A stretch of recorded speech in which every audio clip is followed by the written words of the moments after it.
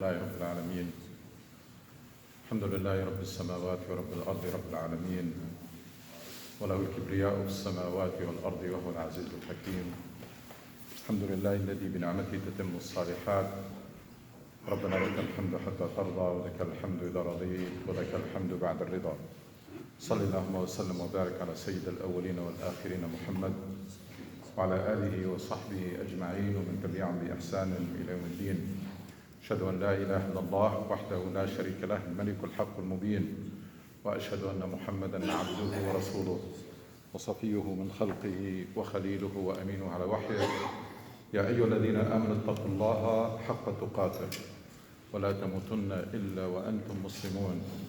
يا أيها الذين آمنوا اتقوا الله ولتنظر نفس ما قدمت لغد واتقوا الله إن الله خبير بما تعملون. My dear respected brothers and sisters in Islam, all praise and glory and thanks are due to Allah subhanahu wa ta'ala. We owe Allah subhanahu wa ta'ala everything we have. We are really drowning in the blessings of Allah subhanahu wa ta'ala beyond our imagination. And وَمَا بِكُم مِّن نِعْمَةٍ فَمِنَ اللَّهِ مَا أَصَابَكَ مِنْ حَسَنَةٍ فَمِنَ اللَّهِ. Anything good that is going in your life is a blessing from Allah subhanahu wa ta'ala. And any trial or any hardship, any difficulty, you can turn it to an opportunity. But anything that goes wrong in your life, you only have yourself to blame. You're going to have to stop blaming qada and qadar and trying to find excuses and find somebody or something to blame for our own mistakes and our own failures. We come in this Jum'ah to remind one another of our duties and obligations, of our mission in life, of the expectations, what is expected from us in this life. And we're going to try to motivate and encourage one another to be better prepared to meet Allah subhanahu wa ta'ala. Try to be every day more ready, because every day we're getting closer. Every day we're getting closer, so every day we should be better prepared to meet Allah subhanahu wa ta'ala. Again, my dear respected brother and sister in Islam, unfortunately the bad news keep coming from Turkey and Syria. We pray to Allah subhanahu wa ta'ala to alleviate the sufferings of people. This is a huge disaster and calamity. I urge all of you, all of us, to make dua for these people. Don't underestimate the power of dua, and also to keep them in your prayers, and also to do your best to help them. Share the bounties of Allah subhanahu wa ta'ala with these people. A lot of things that we take for granted, now they are something that is very precious over there. People are missing almost everything, and there are so many opportunities to help and share the blessings of Allah subhanahu wa ta'ala. Don't miss that opportunity. I hope that people, especially those who are in charge over there, and people in general, will take lessons from these disasters. Again, as I mentioned before, we need to be able to understand what happens to us so that we can deal with it.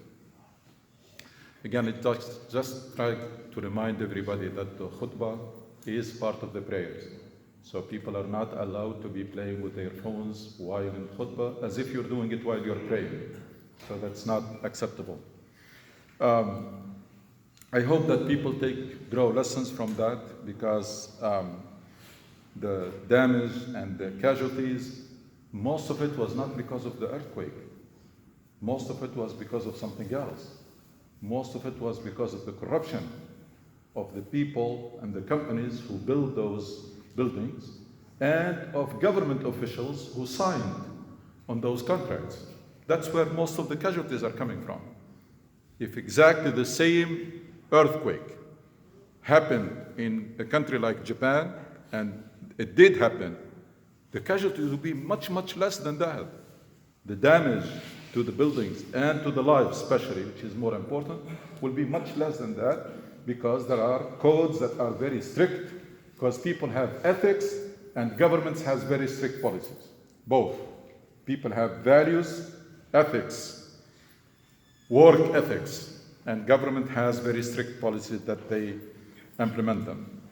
So it is from the corruption of construction companies and government officials. I invite you to try to read or watch documentaries about the areas that is in active earthquake areas, how they build, how they make their building, construct them to become so robust.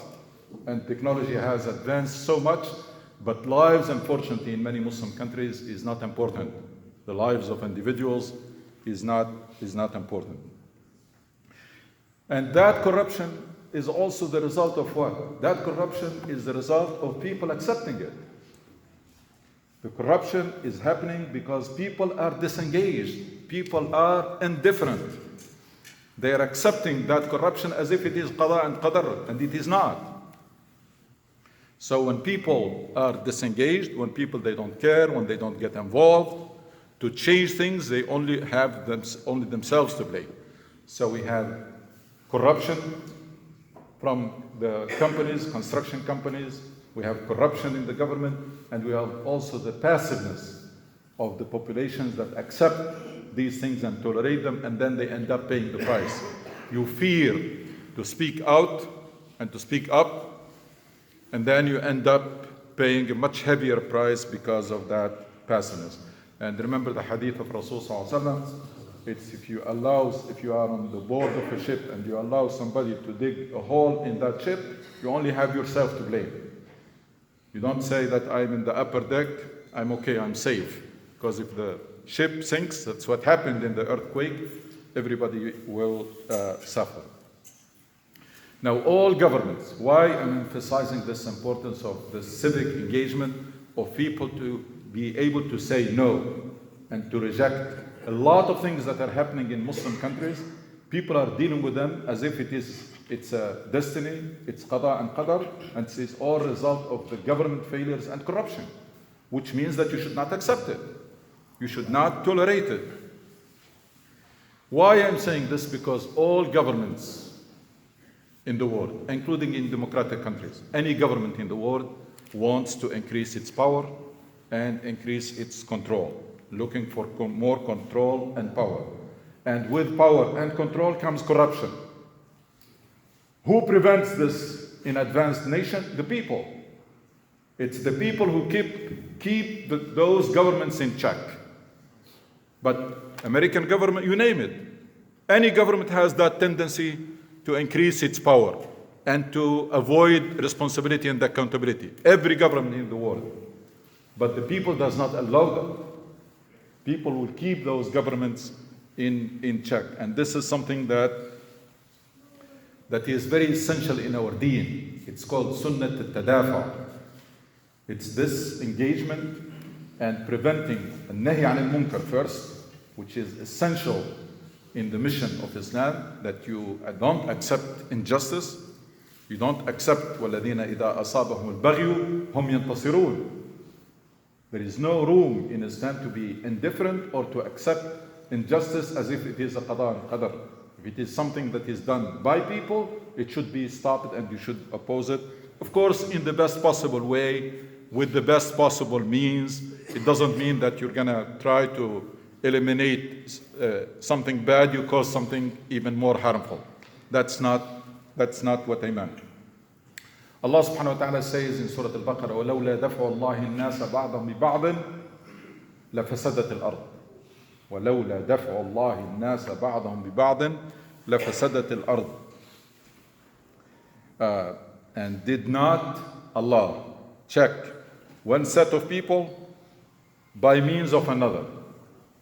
Keep governments and any corrupt people, keep them in check. The earth would indeed be full of mischief. Munkar. وَلَوْلَا دَفْعُ اللَّهِ النَّاسَ بَعْضًا بِبَعْضٍ لَفَسَدَتِ الْأَرْضِ. The verse is telling us clearly that we should be engaged and we should be advocating for justice and against injustice and against corruption and anything that is munkar. In Surah Al-Hajj, Allah subhanahu wa ta'ala says, وَلَوْلَا دَفْعُ اللَّهِ النَّاسَ بَعْضًا بِبَعْضٍ لَهُدِّمَتْ صَوَامِعُ وَبِيعٌ وَصَلَوَاتٌ ومساجد يذكر فيها اسم الله كثيرا. Allah subhanahu wa ta'ala in Surah Al-Hajj says, did not Allah, again, check one set of people by means of another? The verse is telling us implicitly that's what we should be doing. And if you don't do that, these are the consequences. If did not Allah check one set of people by means of another, there would be surely have been pulled down monasteries, churches, synagogues, and mosques. Destruction, oppression, that's what it means. That people will not even have the freedom to worship. That's what it means, that destruction of houses of worship. And Muslims in this case, they are invited and instructed not only to defend their own liberties and their rights, but also the liberties of others and the rights. To that extent, that you advocate not only for your own rights and liberty, but also the rights of others. So, people, it is about time to realize that, first of all, passiveness is wrong. And if you think that it leads to bad consequences, activism or engagement put you at risk.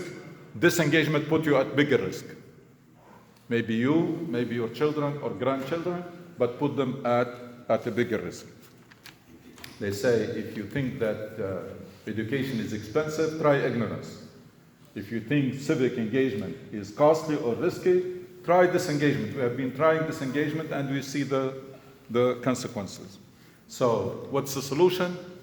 People, citizens should be involved to elect good people, honest, and two, to keep them in check.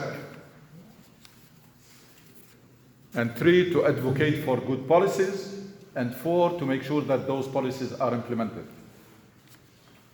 Why I'm saying this? Because both in Turkey and in Syria, the codes for building are very strict. The codes on paper, the laws, the codes are very strict, but nobody is implementing them. Nobody is implementing them because, again, for the corruption of the companies and corruption in governments. So on paper, we have very strict codes. So it's not enough to elect good people. It's not enough to keep them in check. It's not enough to advocate for good policies, but also to make sure that those policies are implemented. And that's part of the good deeds that we have been talking about. And we're resuming, inshallah, the series talking about the Amal al-Salih. What are al-Iman and Amal Salih? These verses are repeated in Quran in many places. Faith and good deeds. إِلَّا الَّذِينَ آمَنُوا وَعَمِلُوا الصَّالِحَاتِ. So what are those good deeds? A lot of people have been talking about the real Iman. There is a true Iman and there is superficial, shallow Iman. قالت الأعراب آمنا قل لم تؤمنوا ولكن قولوا أسلمنا ولما يدخل الإيمان في قلوبكم. And then the verse defines the true Iman. The Iman that reached the level of certainty and translates into striving, sparing no efforts في سبيل الله. إنما المؤمنون إنما exclusively إنما المؤمنون الذين آمنوا بالله ورسوله ثم لم يرتابوا وجاهدوا في سبيل الله بأموالهم وأنفسهم. That people, they have faith to the point it reached uncertainty, and that translates into sparing no effort, no money, nothing, fi sabilillah. So Iman and Amal Salih, that's a verse that was repeated in Quran in many places. And then Jahadu fi sabilillah bi amwalihim anfusihim, also strive with their lives and their positions, fi sabilillah, also was repeated several times in Quran. What's the link between the two? The link is Allah subhanahu wa ta'ala is asking you not just to do some good deeds, but to do the maximum you can. So, amanu wa amilu salihat, and jahadu means not fighting. Then in Islam, this confusion has to be cleared once and for all. Jihad in Islam means you do your utmost. At work, in your study, you push your limits.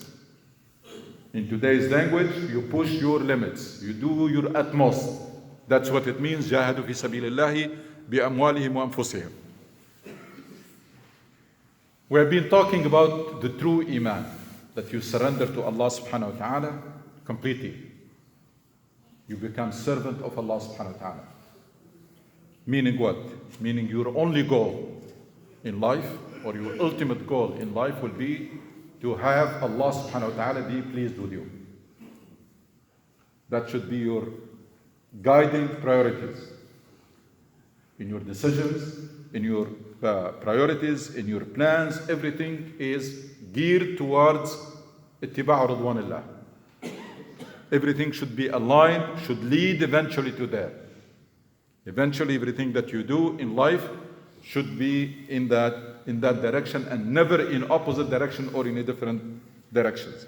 All your action, all your decisions, all your thoughts, all your priorities should be aligned with this goal. That's true iman.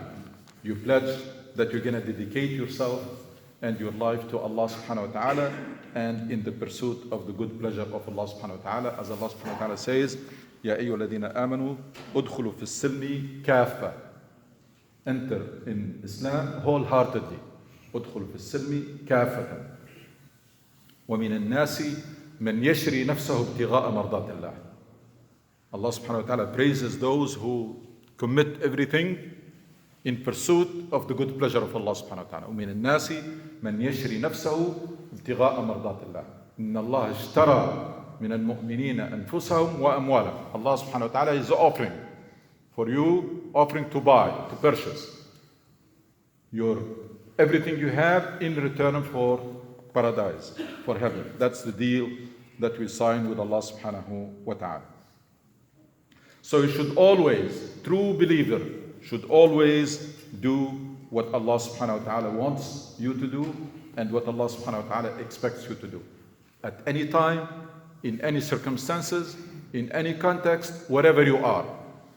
Whether people around, whether you are by yourself, you try only to do what you are on a mission, which is pursuing the good pleasure of Allah subhanahu wa ta'ala. Now that requires knowledge.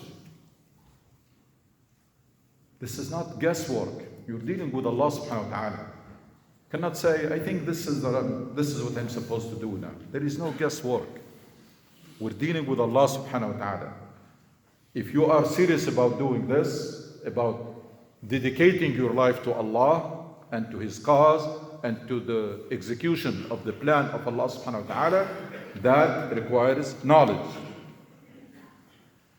And knowledge also is another thing that needs to be clarified.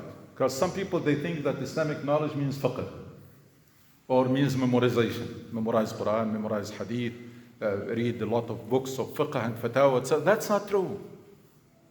Knowledge meaning knowing the essence of Islam. The most important knowledge is the knowledge of Allah subhanahu wa ta'ala. Knowing Allah subhanahu wa ta'ala. And then knowing the ultimate purpose of this deen. Maqasid. What this deen came to achieve. Knowing the mission that Allah has assigned to you. What is your job description in this life? At work you have job description. In life you have mission description. What is that, the description of that mission in order to fulfill it? That's knowledge that was lost. So nowadays when we talk about knowledge, people think that go and start reading books of fiqh or Turat or memorizing things. That's not the knowledge that we're talking about. Knowledge of the maqasid, knowledge or the ultimate purpose of Islam. Knowledge of your mission, knowledge, and before all of that, knowledge of Allah subhanahu wa ta'ala. Now the knowledge of Allah subhanahu wa ta'ala gives you spiritual energy and also the motivation, the fuel and the motivation. Why? Because the more you know Allah subhanahu wa ta'ala, the more you love Him. That's what the Rasul sallallahu alaihi wasallam said. Clear statement. Man araf Allah ahabba. The more you know Allah, the more you love Him. The more you love Allah subhanahu wa ta'ala, the more motivated you are to worship and serve and do good deeds. And the greater will be the presence of Allah in your life. The more you know Allah subhanahu wa ta'ala, the more you love Him. And love is the biggest motivator. Bigger than anything else. Remember that if you are driven by fear, you will do the minimum. If you are driven by love, you will try to do the maximum. Love of Allah subhanahu wa ta'ala will motivate you to do the maximum. Allah will be present in your life all the time, or at least most of the time. And that knowledge is important because that's how you maintain and strengthen and renew and refresh your iman and your relationship with Allah subhanahu wa ta'ala. And if you are worried about what is, when we talk about amal salah, that's the first thing on the list.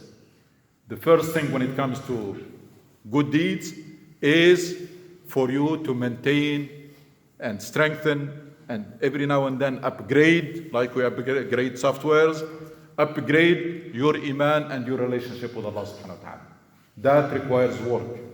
So the first thing on the list of good deeds is working on your iman, on your relationship with Allah subhanahu wa ta'ala, on your spirituality to strengthen it and keeps it vibrant. And the best tool for this by far is Quran. The best tool to maintain and keep your iman vibrant is to have regular sessions with the Quran. Regular daily. You can afford half an hour, go for it. You cannot 15 minutes, but it should be daily thing that you dedicate that time to read, but do it the right way, with contemplation and reflection and that conversation, because this Quran is a message from Allah to you. So you have to try to understand what Allah subhanahu wa ta'ala, what's this verse is about, and how can I incorporate it in my life. Allah subhanahu wa ta'ala praises the people who, when they learn something, they implement it. الذين يستمعون القول فيتبعون أحسنه. So that's the first thing on the list of good deeds, is for you to be working on the engine. The engine is your iman and your relationship with Allah subhanahu wa ta'ala, to keep it always, maintain it and keep it strong and vibrant. So every Muslim who's serious about about the pursuit of the good pleasure of Allah subhanahu wa ta'ala should be working on your iman and never settle, never say what I have is enough. Because Quran challenges us when it says, ittaqullaha haqqa tuqatih. There should be no point in time when you say, my iman is good enough, my taqwa is good enough, my ibadat are good enough, etc. We'll talk about the rest. Or my manners are good enough. There should be no point in time. You are on a path of continuous improvement until you meet Allah subhanahu wa ta'ala while you are at your peak. إِنَّكَ كَادِحٌ إِلَى رَبِّكَ كَدْحًا فَمُلَاقِيهِ. Allah subhanahu wa ta'ala will be pleased with you when He sees you every day better than the day before. That you have learned something new and you have implemented it in your life to make you a better person. That's how, if you are serious about seeking the good pleasure of Allah subhanahu wa ta'ala, that's how Allah subhanahu wa ta'ala, that's what makes Allah subhanahu wa ta'ala pleased with you. And we're talking about knowledge. This is knowledge of Allah, and that's the tool, study the Quran. More second on the list, and still working on our iman, is to work on your ibadat, to try to perfect them. Your acts of worship, especially prayer, because that's regular, daily. Working on your worship, direct worship, because there is an indirect worship, which is what you do to help people and what you do to make this world a better place. That's the biggest chunk actually, because how much time you're going to spend praying. But still, when it comes to those pure ibadat, pure between you and Allah, you should be working on the quality and on the intensity to do more and perform better when you are praying and in all your acts of worship. You perfect the fard, you add sunnah, you pray at night every now and then. If you cannot do it regularly, the dua, dhikr, Quran, etc. This is, we're talking about the pure acts of worship. And that also helps keeping your iman fresh and keeping your iman strong and vibrant. So whenever you hear or recite آمنوا وعملوا الصالحات, when it comes to good deeds, these are the first on the list. The first most important good deed is to be working on your iman and on your relationship with Allah subhanahu wa ta'ala, and make sure that it doesn't become rusty or it doesn't become obsolete. Rasul sallallahu alaihi wasallam recommends that every now and then we have to renew our iman. And he used a very nice metaphor. He said, إِنَّ الْإِيمَانَ لَيَبْلَى كَمَا يَبْلَى الثَّوْبِ. Iman tends to wear out, like clothes. So what is the solution? Renew it. It's like you renew your clothes, renew it. إِنَّ الْإِيمَانَ لَيَبْلَى كَمَا يَبْلَى الثَّوْبِ. So أَلَا فَجَدِّدُوا إِيمَانَكُمْ. So maintenance and also renewal, because that's the most precious thing. Remember we mentioned last time that Sahaba, when they are put on a test with their iman on one hand and everything else on the other hand, in the test of hijrah, migration from Mecca to Medina, they migrated with their iman and they left everything else behind. And then another test came when iman was on one side and their life this time. It's even bigger test. And still they opted or they chose iman. That's how precious is iman for those people, and that's how it should be for us. It's the most precious thing that you are ready to do everything to maintain it. And you know what we do when we have something very precious? When people have very good car or very good thing at home, do you know what you do to be careful to maintain it and keep it? So the maintenance, the more precious thing the thing is, the more you do to maintain it. So you see how much knowledge. We started with knowledge of Allah subhanahu wa ta'ala, and again studying the Quran. And knowledge extends to other items on the list. Almost everything starts with knowledge. Because next on the list we have what? Next on the list we have self-development. Next on the list of good deeds is working on yourself to be a better person and to be a role model and to be all you can be. That's what makes Allah subhanahu wa ta'ala pleased with you. That every day you are a better person. Every day you are improving. And that also requires knowledge. Because what does it mean to improve? To improve means, one, your health. That requires knowledge. Your roles, different roles that you're playing. As a spouse, that requires knowledge. Spousal relationship, to read and educate yourself so that you can be a good spouse. Parent, that requires knowledge. Parenting. Almost everything requires knowledge. Maintaining your iman and upgrading it requires knowledge. Becoming a better person or working on yourself, this tazkiyah concept is essential in Islam. It cannot be overemphasized. Why? Because if you think about it, if you have only 5 seconds to talk about Islam or 10 seconds, it's in the foundation of Tawheed, it's tazkiyah and islah. Tazkiyah, it's to work on yourself to be a better person and help people around you be better people. And islah is to make this world a better place. So if it is that important, then it cannot be overemphasized. And this tazkiyah cannot happen without knowledge. You want to improve your health, you have to educate yourself. You want to improve your performance of your roles, you have to educate yourself. And that applies to everything. Professionally, you want to improve yourself professionally, and you should be trying to do that. That requires knowledge. So if there is a clear sign, probably the clearest sign and indication that Muslims have abandoned their mission and they are nowhere close to where Allah subhanahu wa ta'ala wants them to be, is our neglect of knowledge. The fact that we are not reading, the fact that we are not learning. We are not lifelong learners as we are supposed to be.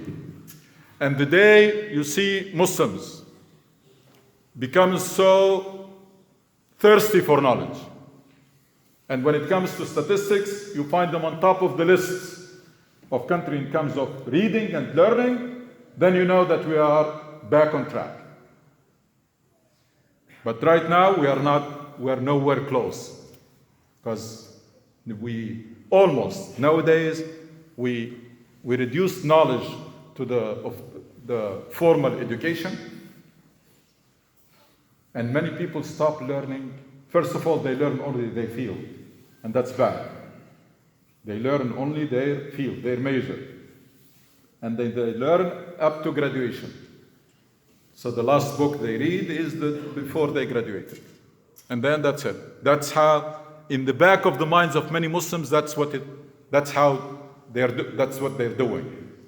Reducing knowledge to formal education, focusing only on your field, nothing else around, and then stop learning the day you graduate. That has to change, and we need to start with ourselves so that we can set the tone and provide the examples for your children, for your grandchildren, and if you are young, for your friends. You're going to have to try to change this norm and break this habit that Muslims don't read. It's very bad. That's one of the most important habits that need to change. And when I say reading, yes, books are important, but nowadays there are so much information available online.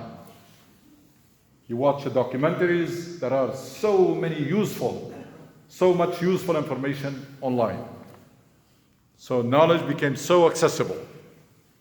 But you have to develop that thirst for knowledge, as the Rasul ﷺ says, al-hikmah dalatul mu'min.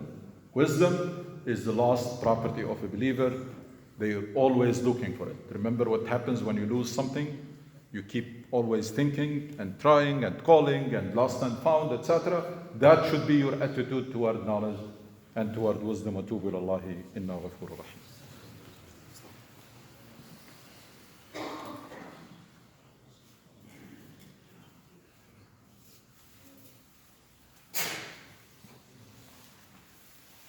إن الحمد لله نحمده ونستعينه ونستغفره ونستهديه ونتوب إليه. نعوذ بالله من شرور أنفسنا ومن سيئات أعمالنا من يهدي الله فهو المهتد ومن يضلل فلن تجد له وليا مرشدا.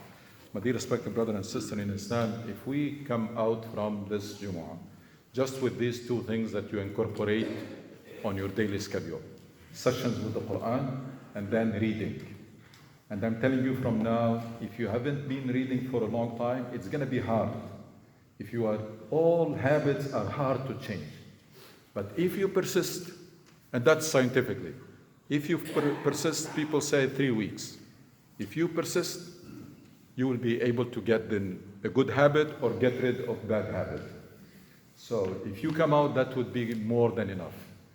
Daily session with the Quran, and then daily session of reading and learning. Don't allow a day to pass by without that Quran session and without learning something new, and make sure that whatever you learn find its way directly to implementation.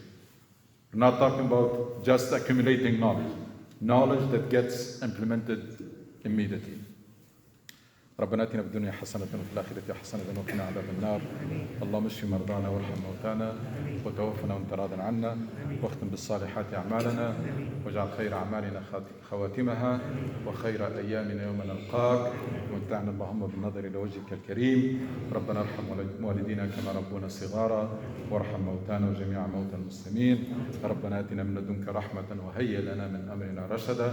اللهم لا تدع لنا ذنبا إلا غفرته ولا هما إلا فرجته ولا كربا إلا نفسته ولا دينا إلا قضيته ولا مريضا إلا شفيته ولا مبتلى إلا عافيته ولا ميتا إلا رحمته ولا عسيرا إلا يسرته ولا دعاء إلا أجبته ولا حاجة هي لك رضا ولنا فيها صلاح إلا يسرتها وقضيتها. لا إله إلا أنت سبحانك إنا كنا من الظالمين. صلى اللهم على سيدنا محمد وأقم الصلاة.